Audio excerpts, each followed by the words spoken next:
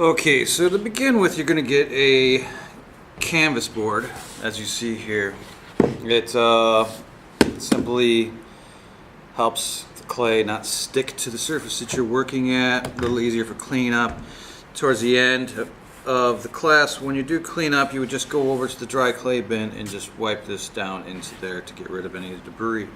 You will be getting like 2 chunks of clay like this to begin with in this pinch sculpture. First thing you got to practice is wedging. Alright, so wedging is crucial. If you don't wedge, your clay will not only not flow and not bind together that well, but you'll have air bubbles that will then cause your work to blow up when it is fired. So it's really super important. So to wedge, you put your clay together. You must stand up. I'm just going to put a little extra clay on here. You stand up over your clay, all right? You can't do it sitting down because you need to get leverage onto the clay. So you stand up and you use the heels of your hands right here, all right? You put those down on the clay. Then you lean into it. So you're just using your body weight. You're not using just your arms, pushing on it with your arms. I'll go off to the side view. So I go like this, turn it, lean into it. And I turn it up like this, lean into it. Lean into it. So you could even go up on your tippy toes if you need to, and just lean into it like this. Keep turning the clay like so when you're doing it. Turning the clay. Now you'll need to practice this for a little while. And make sure that the clay is mixing up really well. As you'll see, the board is getting a little wet right here. This actually brings the moisture out of the clay a little bit. So if you feel like it's getting a little dry when you're wedging, grab a spray bottle and lightly spray it while you're wedging if you feel like the clay is getting a bit dry. Okay, so keep wedging.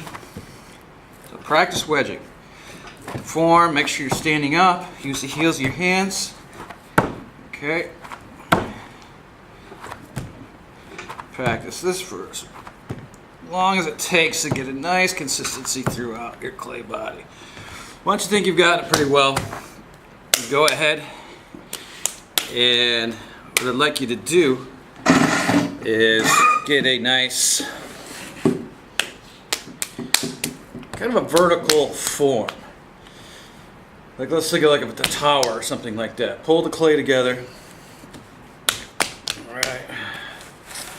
Pull the clay together like so. Let me move this camera a little bit this way. All right. Smack the clay, pick up the clay. Make sure you're not getting too used to having it on the ground. But get it nice and vertical, moving up like this. All right, moving up like this. So there you have your clay. All right. So to start your pinch sculpture, you'll need to just start breaking it out in any area you would wish. Some people would start at the top. It's not necessary. The biggest thing to always make sure that you're considering is don't break out the clay so it's too thin anywhere. All right. What you're doing is you're pulling out the form, creating organic movement. Organic meaning it's not going to have any sharp angles. You're not working with leather hard clay. You're going to be working with just soft, flowing, soft clay. So I'm just going to it's best just to get started and work from the forms that you see from the very beginning. So I'm just going to arbitrarily just come in and just pick an area to pull out like this. All right. So I pull out an area like that. Maybe I'll come over here and pull out an area on this side here too. All right, pull this a little closer. Don't want to get anything too thin to begin with. When I start, I never want to overwork any particular area, and I want to like get movement to travel throughout the piece. I don't want to just work the top and have the top have all of the stuff going on, and this is just sitting alone on the bottom. It's just like nothing more than a pedestal. So you want to like, I pulled this out right away, so I want to think about where this is going to. So maybe I'll come in and I'll grab the clay right here. All right. And I'll start pulling this in creating this form. Now, the whole time you're doing this, the clay is going to want to sag. It is wet right now, all right? Let me put this on the spin wheel so I can turn all the different angles around to the camera a little easier. So, it's going to want to sag. A big part of how this project is graded is that your project does not sag, okay? So, you'll constantly be pulling it up. You can even hold it upside down and be pulling it down like this, give it a little bit of a shake, even holding the bottom like that. Alright, so I start then pulling out different forms, like I said. This is like a little bit of a form right here that I pulled out, and even if it breaks, that's fine. I can just pull this together. The biggest part of this rubric, another big part of the rubric is you're not allowed to take any clay off of here. I can't just take a glob of it off and detach it. And then I also cannot take a glob of clay off and then reattach it somewhere else. I have to just push and pull the clay that is in front of me right here. I want to be careful that the clay does not get too thin, like in any particular area, like right here. Maybe I'll pull this up, join this in, right there. I have this form here. I'll get behind this and push this out a little bit. So what I'm making here, what this lesson is about, is instead of like starting a class with a pinch pot, just a little simple pot, we're doing a pinch sculpture. This is all being made just from the pinch process, but we're doing abstract artwork with it. So we're creating these three-dimensional forms that bulge out and come in, and you have these concave areas that recess inside the clay. If you see any areas like this, don't overwork things like this. This is looking a little more interesting, right, than a lot of other parts. Don't overwork that and just get caught there. Come around, keep moving around your work, and see, for instance, let's get a spot there. See, for instance, that I need to then work this spot here really well. So, I'm just going to bring this form out here. You got to make sure it's going to be structurally sound too. So, you can pull the clay away, but you got to make sure that it's going to hold up. As you can see, there's some sag going on already right here too. So, this broke from right there. Reattach it. Alright. And I'm thinking about the bottom. The clay is super soft right now, so I really do not want to stretch this out too thin anywhere. As you see, it's flopping around. You'll have a nightmare on your hands if you just pull this and work it too fast and too thin in places. You have to just think about the overall stability of this piece too. Like right here, I need to support this right here, alright? I have a lot of clay in here. So what I think I'm going to do is like take some clay down here, move it up to this area.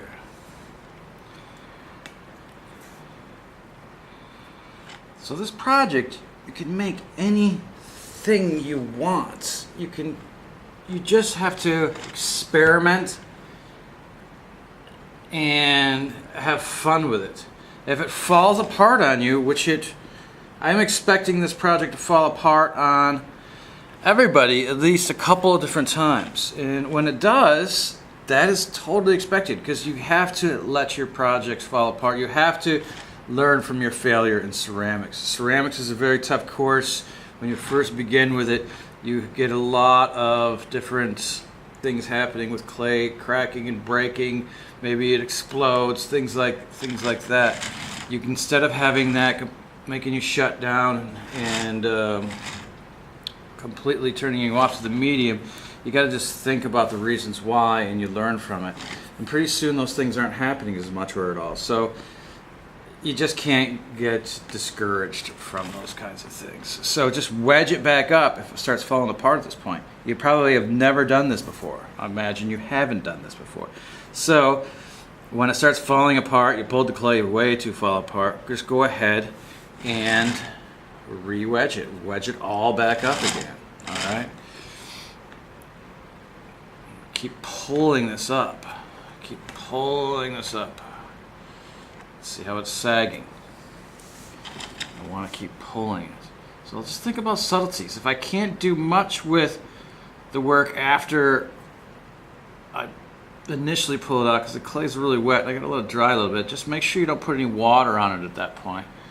But then just work on areas that aren't going to affect how this holds itself up. I could also think about the bottom. And if this thing does sag too much, I could think about the bottom.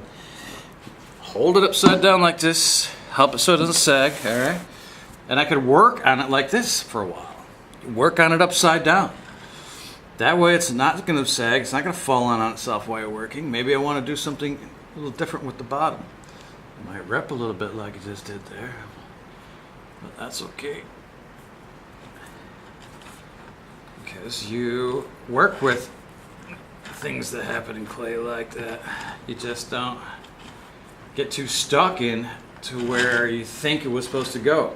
So maybe I want it to be separated right there. All right, now I'm playing around with the bottom. After I lift it upside down, I'm making this kind of tripod look to it right here. Pushing that back together. I'm gonna take some of this clay here, bring it up to here.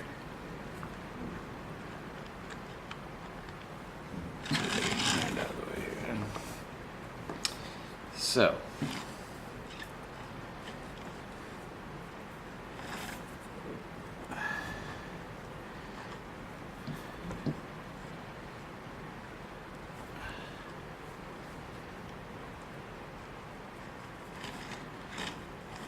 I want to think about how this is moving into here.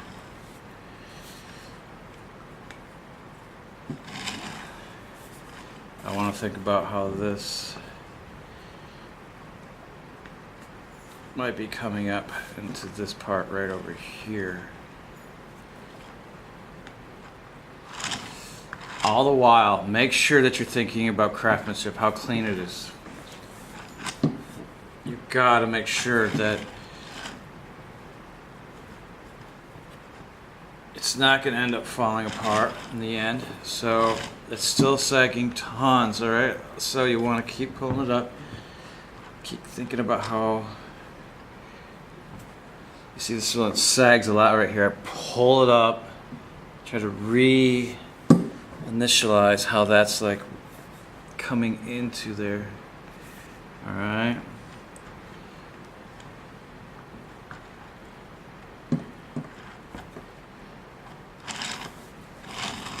And so this will be the start of it.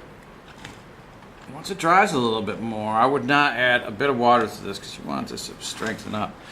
But at this point, I'm definitely just going to want this to start moving and bringing these forms up from here, the way this moves here, the way this moves through here, the way I'm going to try to just work with the flow of how this comes through here. I'll just continue to pull this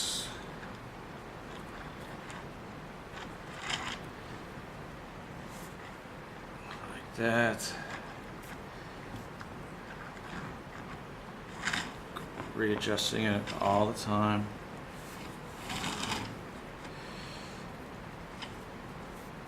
You don't want to, like I said many times now, I think, or get the clay too thin anywhere.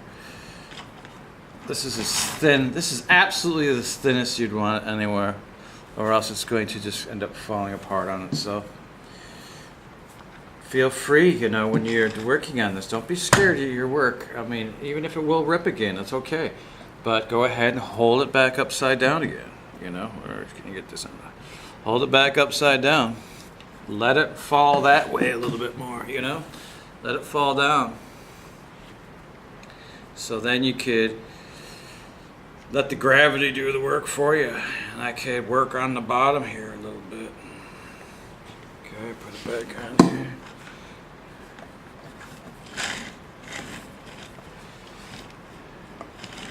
So I'll definitely just be working for a while on just thinking about pulling this clay together in like these areas right here. Okay, so like this area right in here, it's just the clay just has to be bonded better. Just pull that up,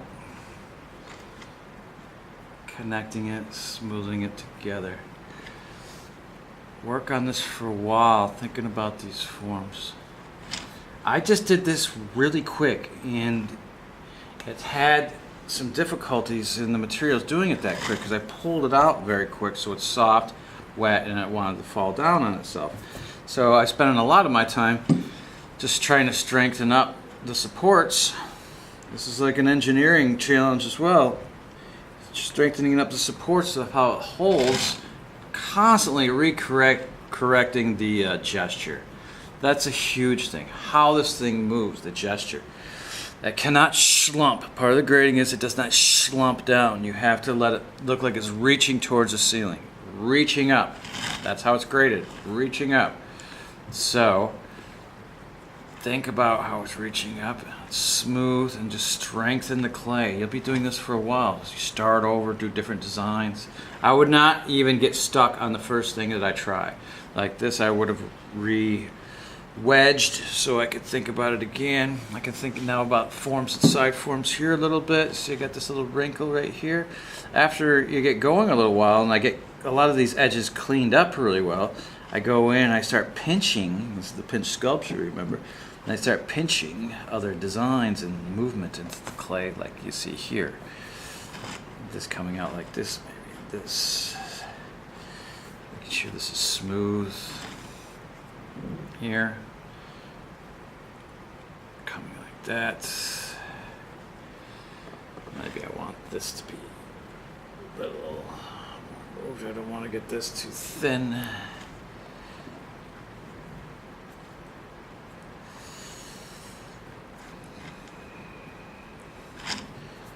Like that. See how this, I just affected this so this bulges out. This is a big part of the project, is thinking about how the form moves out and back in again. Push this so this bulges out here. Push this in so this moves in here. This is a lot more dynamic, interesting, and active than when it was just kind of flat right here. I come in from the outside, push this in so this bulges, push this in so this moves inside. Then I could even have it continue to move into these parts over here. Try to get your forms to continually move from one place to the next. This project, you do not add texture. There would be no texture to it. Everything will be eventually smooth.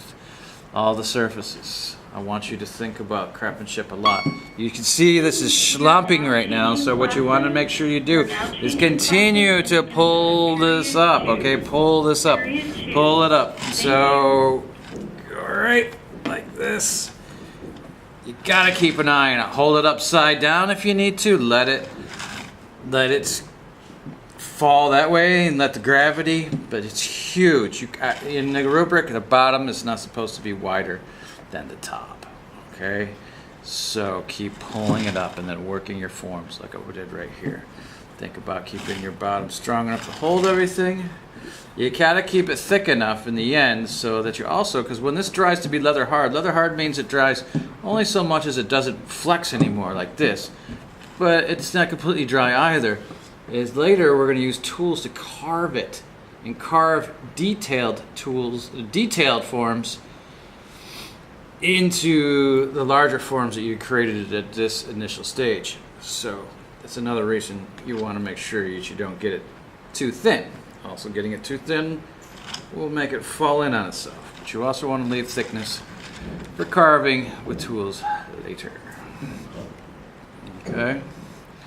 So just keep playing with your work, and hopefully that gives you a good idea on how to do this, start this project anyway. And of course, I will be around to help you every inch of the way. Make sure you raise your hand with any questions. Just try not to get just get too discouraged by this or intimidated by the project. It's meant just to have fun and just explore the clay, explore the materials. It's a good project just to get used to working with clay and how it moves, its limitations, what you need to do for support, and just practicing bringing forms out and that kind of thing. Okay, so play with it. Just have some fun. Don't get intimidated. Ask for help. And just start over as many times as you want. All right? This will just be the very beginning, what you see right here that I'm trying to work at this point. Okay. All right. Thank you.